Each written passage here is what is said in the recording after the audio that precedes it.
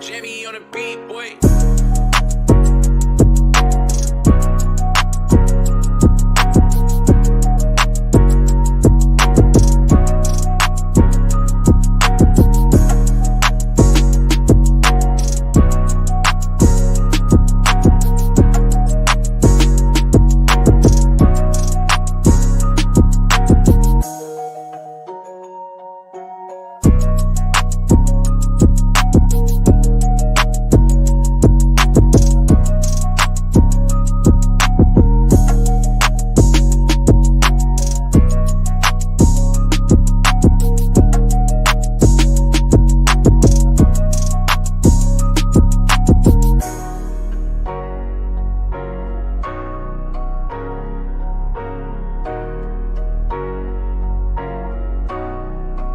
Jimmy on the beat, boy.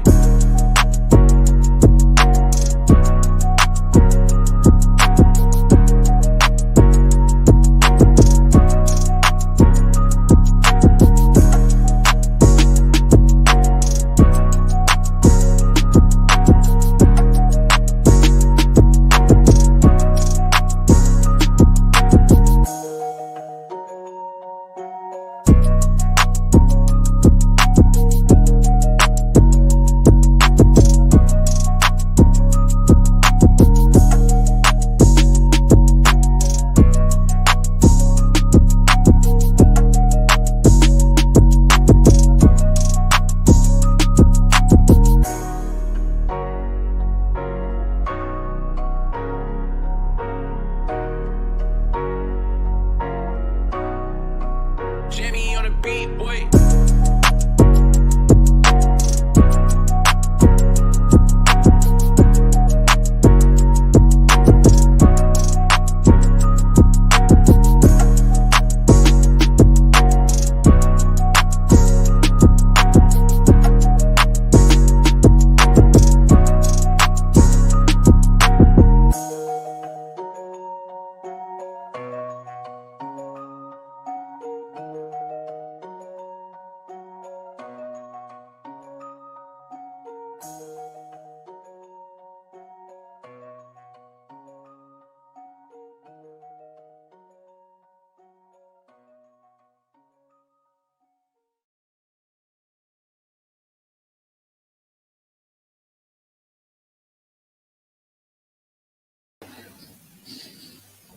What's going on, everybody? Welcome to the Gin College Podcast. I'm your host, as always, John J. II, here with Cody Almasi today on a Friday, December 10th, 2021. Really happy to have you guys with us. Got an exciting show for you guys today in store. Cody, how are we doing today, man? Doing great, brother. Just blessed to be here, doing another show with you. Just becoming like clockwork at this point now. Oh, yeah, it's becoming like clockwork. We're getting good at this. That's kind of part of the process, is just getting in the swing of things and getting the information to the people that they need to know, giving our takes on the different stories and things going on in the sports world. And we're really happy to do that for everybody involved here on the Gin College Podcast and with the Gin Sports Network. Thank you guys for supporting us, and I hope you guys continue to support us as we embark on this beautiful journey that we're on. So yeah, let's get right into it. Let's talk about some bowl games. We got some bowl games coming up soon, not this weekend. There's one game that we'll talk about here in a little bit, but there's some notable bowl games that are going on or will be going on here soon. And we talked about them briefly on the GSN pod on Wednesday. I guess let's talk about some of the games that are very important. Obviously, we have Michigan going against Georgia, and then we got Alabama and Cincinnati facing off for the college football playoff. That's been decided on Selection Sunday, but there's some other notable games. I guess, Cody, what bowl games that are not in the college football playoff, what other bowl games stand out to you, I guess, just looking at them objectively from the outside? Well, besides the two you mentioned, the other four that are considered New York Six, you got the Peach Bowl between Michigan State and Pittsburgh. You have the Fiesta Bowl between Oklahoma State and Notre Dame. You have the Rose Bowl, which I know we're both excited for, in Utah and Ohio State. And then the last New York Six Bowl will be the Sugar Bowl, and that's going to be played between Ole Miss and Baylor. Out of those four, I'm really, like I said, excited for the Rose Bowl, Ohio State, and Utah. I think we both want to see the Utah Utes show the Buckeyes how it's done. Maybe do what they did to Oregon, a team that beat the Buckeyes. And then what I'm looking for in the rest, I guess, is still to be decided and still news coming out that will determine how good of the games. I mean, it's still going to be good, but some of the stars might be missing. Today, we found out that Notre Dame, the Fighting Irish Stars, Kyle Williams, he's projected first-round draft pick, I think pretty early too, as safety for the Fighting Irish. Him and running back Kyron Williams have declared for the draft and are going to be sitting out of the Fiesta Bowl. So stuff like that is going to really play a role in the star power in these games and how much viewership they get. In Michigan State and Pittsburgh, that game, the Peach Bowl, when Kenny Pickett, he came on the Dan Patrick Show. I talked about this a little bit in the GSN, but he didn't even say if he was going to play or not. He just said he's undecided and is going to see what happened, talk to his family. And the line moved from 3.5 points in Pitt's favor to now MSU's a 1.5 favorite. So stuff like that is really going to swing the pendulum here and which team is favored and how interesting the matchups are going to be. Yeah, for sure. And that Kenny Pickett thing, there's an interesting story that came out regarding his fake slide. What was that story all about? Yeah, so he said that he thought they'd make a rule on it. Everybody's been making a big deal about it. A lot of people said he was cheating. I don't think it was that much, but the NCAA has nipped it in the bud already. They announced that going forward, if any player starts to give themselves up as he did when he faked the slide, that's going to you give yourself up automatically. Once you start the process of the slide, you can't then fake out of it and run it, just for player safety and to go along with targeting rules and everything of the like. Yeah, that makes sense. I guess it's going to really come down to the referee's discretion of, well, was that a fake slide or was that just a juke? Did he trip? You know, what's going on with that? So that's going to be it's going to pose some more issues going forward. I think the entire sliding dynamic, just having quarterbacks slide and really give themselves up really is kind of a new concept. We haven't really seen that, for that many years. It's kind of, a new thing. So that's new in and of itself, but having that rule, Kenny Pickett had to be the guy. Somebody had to be the guy to initiate that process to make that rule a little bit more clear, because there's a lot of gray areas with that sliding rule. So it's going to come down to referee discretion, I think, a lot of times, more times than not. So we'll have to see how that plays out going down the stretch into the rest of this season and going into the next season. So definitely going to be a highlight we play back over and over throughout the years, though, that 58-yard touchdown run, man. That, oh, yeah. Something to behold. There was history was made and precedents were set when Kenny Pickett did that. And he likely would not have made it to the end zone if he didn't try to do that fake slide. So hats off to him. It wound up working out for Pitt in that game. And good for them. Good for them. They used it while they still could. So good deal. Yeah, make sure to watch out for all these bowl games. We'll be posting about them as they get closer, as they draw nearer to us. A lot of them will be towards the end of December and going into the new year. So they focused on that. That will be in touch with you guys, posting about it, all that stuff. So look forward to that happening. So moving on, let's talk about the coaching carousel. The coaching carousel is continuing to get more interesting. And we knew this was going to happen. We knew that the coaching carousel was going to really show itself and it was going to develop and grow and evolve going down the stretch until the end of the season. And I think it will even in the off season. But what are some breaking news stories, I guess, regarding the coaching carousel? Yeah, just like Tony Elliott, he's the Clemson offensive coordinator. He joins Brett Venables. He just left the defensive coordinator. Brett Venables getting the contract at OU, becoming the new Sooners head coach. Their offensive coordinator now, Tony Elliott, just before we started the show, breaking news, he's finalizing a deal to become the Virginia Cavaliers head football coach. And now Dabo's kind of left coordinatorless over there in the ACC as one of his coordinators departs for the Big 12, and then another departs for a rival ACC team. So I'm interested to see what Dabo does, who he brings in as his coordinators after Clemson kind of had a down year for them as of late anyway. But that also clears up any rumors about Michigan's offensive coordinator, Josh Gaddis. He was also one of the candidates to be hired at Virginia. So that's a good news for any Wolverine fans out there. We get to keep our OC. Josh Gaddis prefers the the Michigan offensive coordinator spot compared to the UVA head coach. So speaks to the quality of the position and the program in the state it's in right now. Yeah, definitely. And you got to consider the OCs and all the different coordinators that play a huge role in these teams' success. So Dabo Sweeney down there at Clemson in the ACC, they're going to have some rebuilding to do. They're no strangers to rebuilding, losing Trevor Lawrence and having to rebuild the quarterback position with DJ Youngale. And they're going to be probably considering others just based on their performance this year. So maybe some new recruits to look out for going into the next season. But he's going to have to take that same mentality going into his coaching staff he is going to have to be able to replace those guys and hopefully put guys in that position that are going to be able to hold the torch to the previous holders of that position. So it's going to be interesting to see how Clemson grows and develops. They seem like they're in a rebuilding phase, especially this year they were, but it seems like that's going to continue on going into next season. So we'll see how they perform, see how Dabo does as far as hiring and recruiting his coaching staff and rebuilding that. And that'll determine their success, I think, in 2022.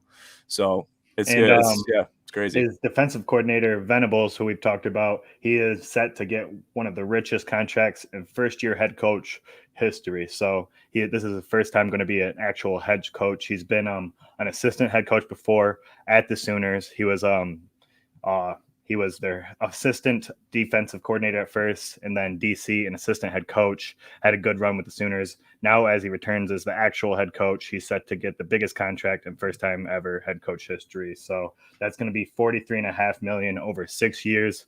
So not as crazy as those 10-year million, not as long of term, but still right around the same amount of money per year. So good for you, Brett Venables. Yeah, good for Brett. He deserves it. He's been putting in the work, putting in the push-ups. And you look at Lincoln Riley leaving Oklahoma and the Sooners out to dry. They need a breath of fresh air. It's almost virtue signaling in a way, similar to Notre Dame with Brian Kelly leaving and bringing on Marcus Freeman. That's a similar mentality there. A coach that was part of the program, maybe not a head coach, maybe not even a big time head coordinator or anything like that. But they're playing a role. They're doing what they have to do. They're putting in the work to hope to rise up to that position. And it comes down to the fact that you never know when your number is going to be called. That goes for coaches as well. So that really shows itself here. And I think he'll do a great job. He's going to have the passion. He's going to be looking to impress a lot of people and impress himself and the team in the state of Oklahoma as well. So good luck to him. And hopefully he does well in that position. So good deal. Anything else coaching carousel we want to touch on?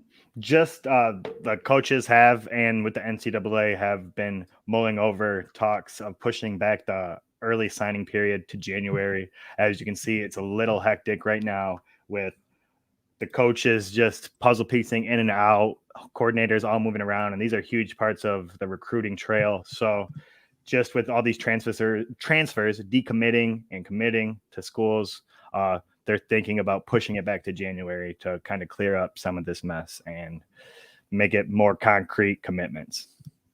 Yeah, that's going to be important too. I think that's what's making our jobs very interesting is the fact that, kind of to the point I just alluded to earlier, is there's going to be continuing developments as far as the coaching carousel is considered. If there's deadlines, if there's certain things that people are living up to and certain dates that people have to make decisions by, I think that's going to clear up a lot of things. It's going to make a lot of analysts' jobs a lot easier as far as following these stories, because right now it's kind of just, like you said, hodgepodge all over the place. People are moving whenever they want to. There's decisions being made all over the place, and it's not as strict as commitments are for colleges, for college athletes going to different colleges. So the specifications and the guidelines are different for players than they are for coaches, is what I'm trying to say. So just a high-profile example: Domani Jackson originally commits to USC, decommits during the season when Clay Helton leaves. It's all chaos over there, and now that Lincoln Riley is back, he has lowered his two choices of recommitment back to Alabama and USC, and looking like it's going to be USC. So just to decommit to recommit, kind of a little silly. Yeah, a little silly. It's not really a good look. And just to kind of follow that coach around is a little bit, questionable. Is this coach really the coach I want to play for? Is this a coach I even might play for, in 2 years? These Exactly. are things that have to be considered because everyone's kind of jumping around, jumping ship, and you even have the transfer portal, so it's pretty similar to almost trade deadlines in the NFL. It's very similar to that because you can commit to a team, play, or even sit on the bench for a year, and then get in the transfer portal and play for another school the next year. So it's That's like crazy. we've talked about him a lot. Quinn Ewers, he reclassified to the 2021. He was the number one prospect in the 2022 class for high school going into college. He left Texas early to come to OSU, and he was third string, but now he's transferring out of OSU to go to Texas or Texas Tech, Texas A&M. So it's looking like you can't make NIL money in high school in Texas. That's a big part of this too. So he sidestepped that law, goes to Ohio State, collects a bunch of NIL, and now he's going back home to Texas to play for a big school down there. Kind of ridiculous. And I think that's where the NIL rules are starting to rear their ugly head because now you have that becoming more of an issue, more of a factor than the actual sport. Starting to be more about the money, more about the fame, and all about the name, image, likeness, everything that the NIL encompasses. And it's starting to become more about that than the actual sport. And that's something that I feared would happen. But these types of things have to happen. It's almost comparable to the fake slide from Kenny Pickett. These things have to happen. We have to see the downfalls, the downsides of these different things to really see, okay, well, maybe that wasn't the best decision to make. Maybe we got to, adjust these rules and kind of make this some kind of, format where it works out for everybody a lot better. It's a lot cleaner. It makes sense a lot more. So that might be something that will make some room for some improvements in the NIL sphere. So we'll have to focus on that and look at that going forward as well. I knew NIL would bring up some questions, some concerns, and it's starting to do that. I'm sure it's done that in more cases than one. So we just got to keep following it and see how it develops. It's a new thing. It's a new thing, especially even exchanging money for just NIL, not even related to the sport or how good you are as an athlete. Having them be paid is something that's brand new, and it's something that is, it's not something that's crazy, outrageous, and I guess it's an easy sell for the athlete's perspective, looking at everything they have to go through from going to class, from going to practice. They really have very little free time, and there's reasons they deserve the monetary compensation, And there are good aspects to it as well. A lot of these the standout players who will go above and beyond what they're doing with their money is donating it to various causes when they hit certain milestones. Michigan's backup quarterback JJ McCarthy is an example. He has a list of donations he makes too. He promised before the season, if I do these things or if Michigan does these things, I will make these donations. And so there's good sides of it. The WWE is partnering with offensive and defensive linemen for offensive line NIL deals that are structured to take them right to the WWE after college football. And that's freaking awesome, man. That is sweet. That's kind of, doing some cross promotion, doing some cross outreach to go, Super smart by the WWE, right? too. Because they know they're big guys. They know they're going to Yeah. be able to do it and do the job well. So if they don't get drafted, that's an easy fallback. And I think JJ McCarthy did make a donation. I think he was donating like turkeys for Thanksgiving. He was doing something for the city of Detroit, I think. And that was confirmed that he did that. So there are good aspects to it. There are lights at the end of the tunnel when it comes to NIL, and it's not all bad. So that has to be looked at as well. And everything has to be considered. Make sure everything is a soundproof system. That's the biggest thing. I think that's what these colleges and the NCAA is trying to establish, is something that is a soundproof system that is able to work, that has guidelines, that has different parameters. But it basically throws a bone to everybody and allows them to do good if they so choose to. So yeah, JJ McCarthy, he promised a portion of NIL money to various children's hospitals, Hurley's in Michigan State, Penn State, Maryland, Nebraska, and Ann Arbor's, and just children's hospital all over, from the range of $500 to $2,000 is the donations that he made. So pretty impressive. Outstanding for a 19-year-old kid to be doing. Well, yeah, especially, you think about a 19-year-old kid, an athlete, very popular, obviously probably raking in a good amount of NIL money. He could be doing anything with that money. So for him to turn around and donate that's a big integrity move from JJ McCarthy. And hopefully that sets a trend with other people, other athletes that are gaining this amount of money from NIL to do the same. So that's a great start for JJ McCarthy to really get the ball rolling, because it's not like he saw someone else do it, and be like, oh, this guy's getting NIL too. I'm gonna donate this. It might be a good look for me. No, he's setting the precedent. So that's impressive, and a big integrity move from the backup quarterback, which will soon probably be the first string quarterback, right? Are we assuming that's going to happen? He looks like the heir apparent. I think even if he doesn't have it, for some reason, Cade McNamara gets the reins again next year, which he definitely deserves a shot. But I think JJ McCarthy is just one of those players that is going to stay there until he's ready to go. So he's definitely the heir apparent. I don't think we have to worry about him transferring out unless for some crazy reason he got snubbed again in 2023. But I don't see that happening. And who knows what happens this summer? His skills might develop and he might just become better than Cade McNamara. And Cade McNamara, I see him humbly accepting the headset on his head and sitting there coaching him up all year long if that's what happens. Yeah. So it looks like a good team effort from both these individuals. They both played a huge role in Michigan's success this year. So we'll have to focus on that and follow that story as well as we get more into it. Let's move on to awards. So there was some awards given out last night. Cody, do you want to give us just an overview of the awards that were given out? There was pretty good amount of awards that were handed out last night. What were some of those awards?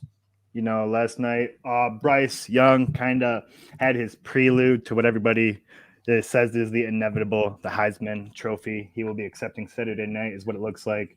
Well, last night he accepted the Maxwell Award, which is the best college player of the year. And he also accepted the Davey O'Brien, which is the best quarterback. And yeah, it just kind of speaks to what he's done to end the season, looking so good in the Iron Bowl and then against Georgia. Really kind of put him on the top, and he's just a freshman, everybody. So get used to seeing him on ESPN for the next 2 years. And Kenneth Walker, he gets his Doak Walker Award, the nation's premier running back. He beats out Breece Hall and Tyler Batty. Breece Hall from Iowa State and Tyler Batty from Missouri. And Kenneth Walker is also named to the Walter Camp All-American Award, first team. Breece Hall joins him as the second running back on the first team. And then assistant coach of the year goes to Josh Gaddis. Coach of the year for the Home Depot College Football Awards goes to Luke Fickell. Jim Harbaugh coming in second. Today, Jim Harbaugh gets AP Coach of the Year with Luke Fickell coming in second. So I don't know which one you would rather have on your mantle, if I'm being honest. But congrats to both of them for great performances. Cincinnati Bearcats 13-0. And Michigan 12-1, Big Ten champs with a projected win total of 5 or 6, I believe. So great jobs to both teams. Yeah, it'll be really cool to see, especially if we see a Cincinnati-Michigan final. See these two coaches go head-to-head. That'd be really impressive, especially considering the awards given out. And it's nice to see a coach like Nick Saban not get it, or even a Kirby Smart, the big names. You're not really seeing it. You're seeing Luke Fickell up there, non-Power 5 school, Cincinnati, coming out and showing out for his team, and all his accolades speak for themselves. So that's not like he really needs much more on his resume to make him more deserving of that award. So that gives a lot of credibility to those giving out the award, and also what the voters think as far as who deserves it the most. So I think those awards are very deserving to the respected individuals that receive them. So it'll be interesting to see how it plays out in the college football playoff with all those awards. You see Bryce Young in there, and he's obviously the Iron Bowl performance. I think that is one of the most Class A performances I've ever seen from a quarterback. Being able to come back from 3 points to score the clutch touchdown, force overtime, and then force multiple overtimes to then come in clutch even more. To eventually win the game and save their season. That saved their season, really. So yeah, and if you watch his body language during those moments, how he was just kind of getting everybody around him rallying, and he looked so confident, cool and collected, like he knew he was gonna ice that game, and he did. So if they don't win, that body language doesn't mean anything. But looking back at it now and seeing how he handled it in that moment, and that whole comeback just really speaks to why I think he's going to be leaving New York with the Heisman in his hands. Yeah, he's definitely proving himself to be deserving, and I think those odds are skewed in his favor for a reason. And these people that are voting on it, hopefully they consider the intangibles that are, associated with Bryce Young and the entire Alabama Crimson Tide team, because there's a lot of things that go into that other than just performance on the field. Like you mentioned, body language and way you're conducting yourself and rallying those around you to be successful and to have faith even when things aren't looking great. So a lot of important aspects there. So we'll see how the controversial award that was announced is the College Defensive Player of the Year award. And, the most talked about defensive players are probably Aiden Hutchinson and Will Anderson, and then Kyle Hamilton and Kayvon Thibodeau. All of them were finalists for the Chuck Bednarik Award, except for Aiden Hutchinson wasn't on there. But I think Michigan fans got over that a while ago, especially with Hutchinson being on the Heisman finalist list. But Jordan Davis, defensive lineman from Georgia, takes home the award. And this has caused some outrage. Lots of people are questioning his snap percentage, how much he plays. It's theorized he only plays about 60 to 70% of the snaps because he is a large individual, has to take breaks off, and they throw him in there to really stop the run, but then give him breaks when they know it's a clear passing situation.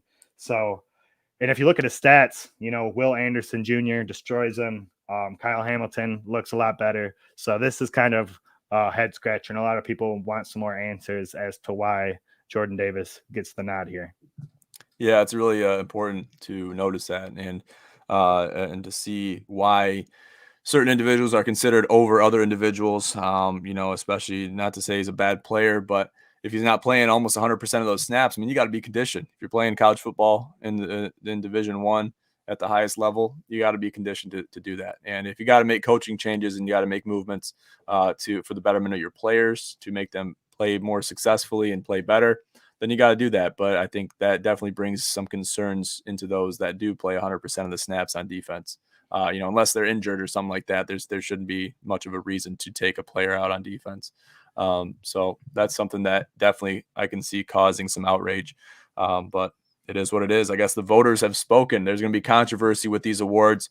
And that's kind of how we got to really walk into any award ceremony is looking at the format in which how these awards are given out. And that's an important aspect to look into and dive into. You can really get into a rabbit hole just talking about how those awards are given out.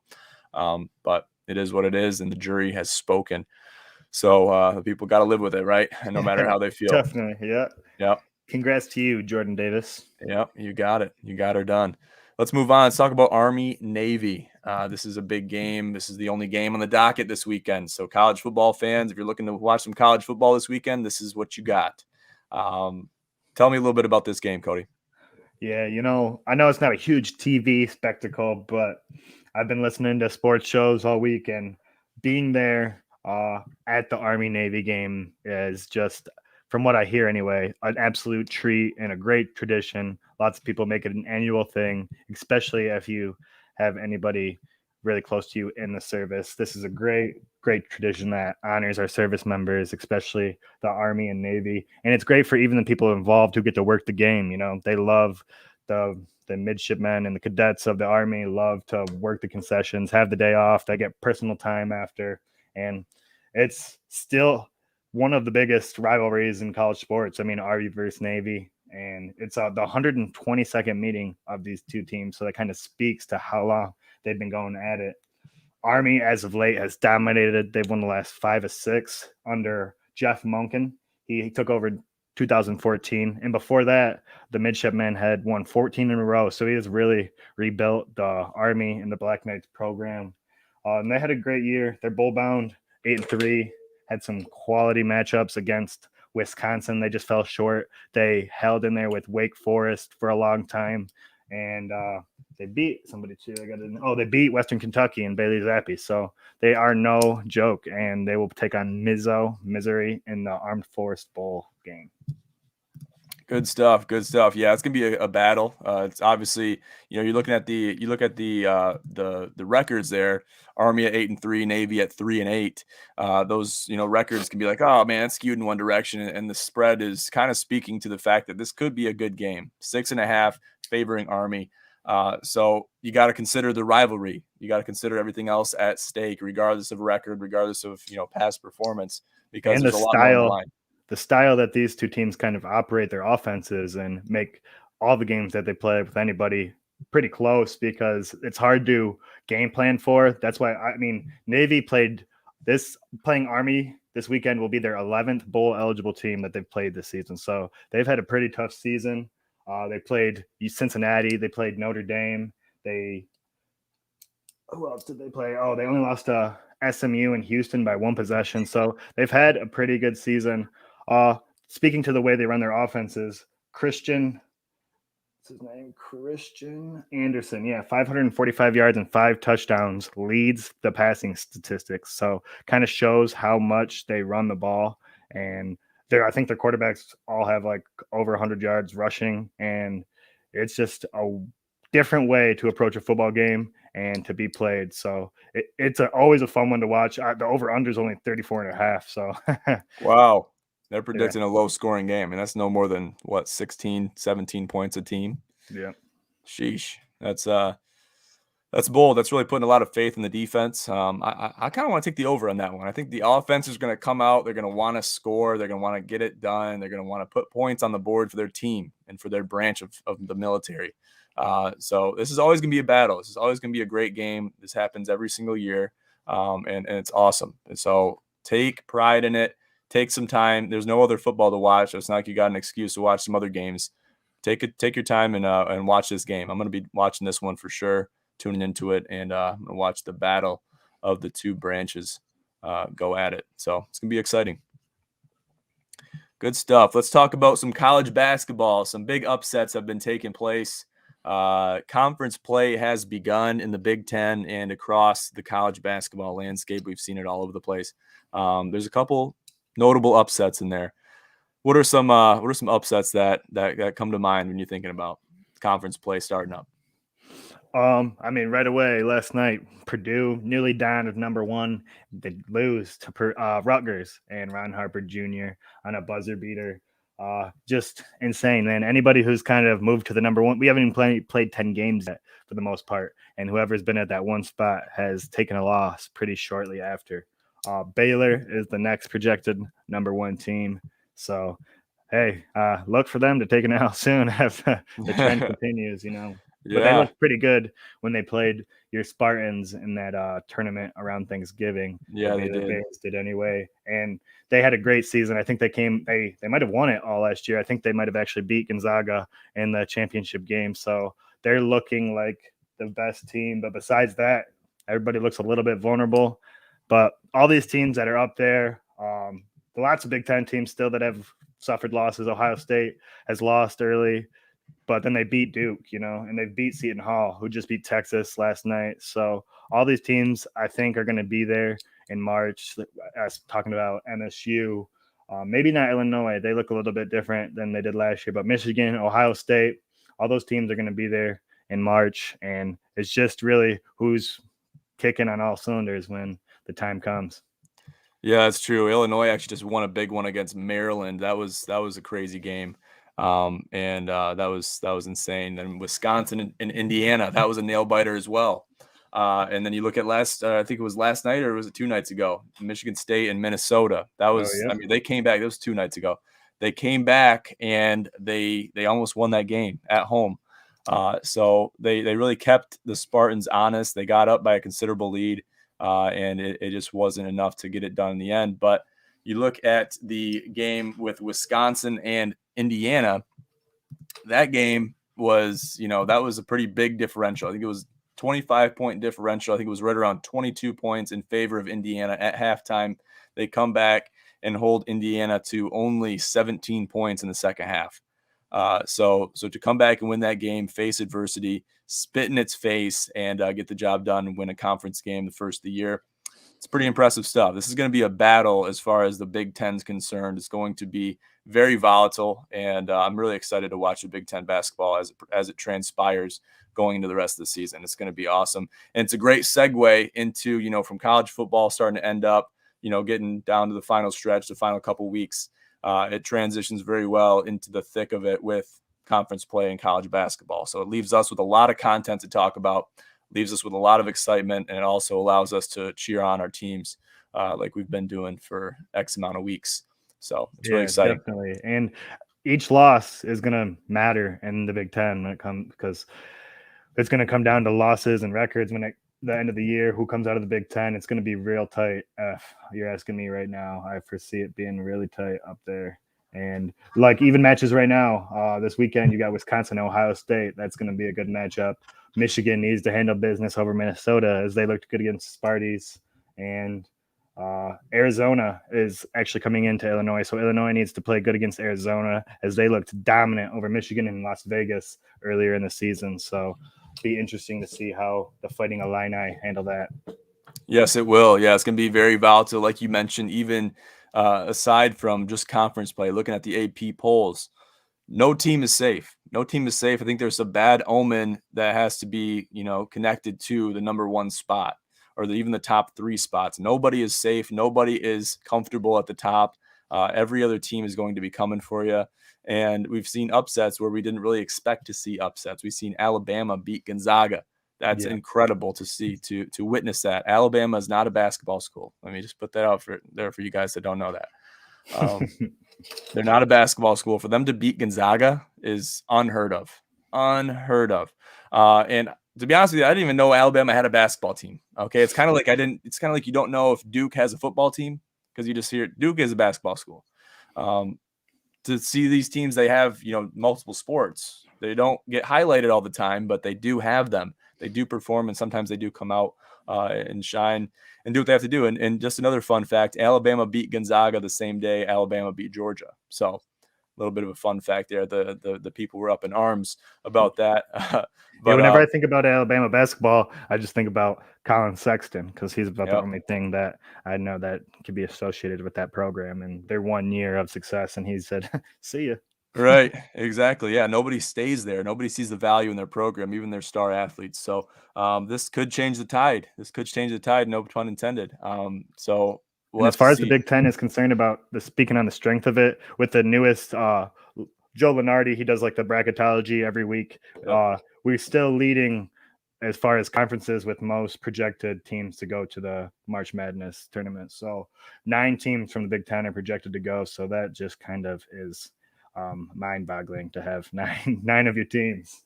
Yeah, especially with all the teams clashing and everything is so up in the air as far as who's gonna win against other teams, and you got to win games, and you're playing conference play.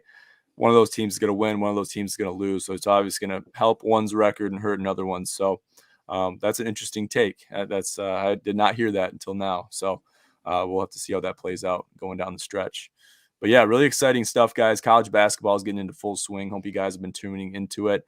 I'm working on getting some really good parlays going. I was 2 games off. Indiana screwed me, and it was West Virginia, and I can't think about who they were playing, but that was a close game as well.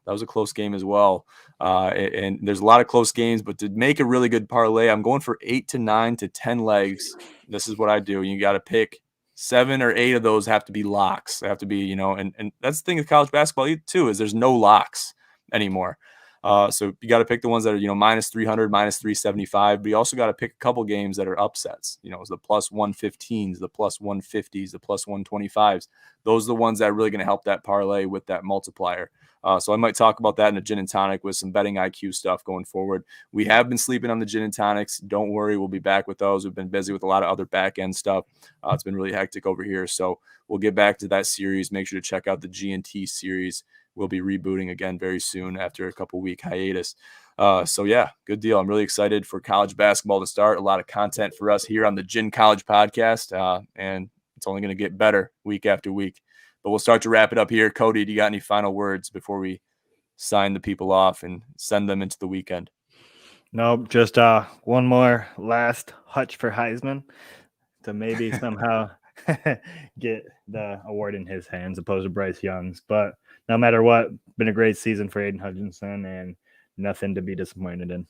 Definitely a lot to be proud about for Aiden Hutchinson and the entire Michigan Wolverines team. They're not done yet. So I'm pulling for them going against Georgia here, and they should be able to beat them, especially seeing how they played against Alabama. They're going to have to make a huge mentality shift to be able to contend with this strong Michigan team, especially they're on their high horse right now, winning against Iowa considerably and beating Ohio State the week prior. So really exciting stuff. Really excited to see the college football playoff. We'll be touching on that as we draw nearer to bowl week and the final games. So good stuff, guys. I'll sign off here. Thank you guys for tuning into the Gin College podcast. Make sure to follow all of our social media through our link tree. I'll put it at the bottom of the screen for those of you guys that don't know about it. Put it in your bookmarks. Make sure you have it saved. Stay tuned with all of it, all of our Instagram posts, Facebook posts, tweets, all that stuff. We're all over the place, all over the social media landscape. So tune into that, and we'll be in touch on there. But I'll sign off there. Thank you guys again for tuning into the Gin College podcast. I'm your host, as always, John J. II with Cody Almasi. Have a great weekend.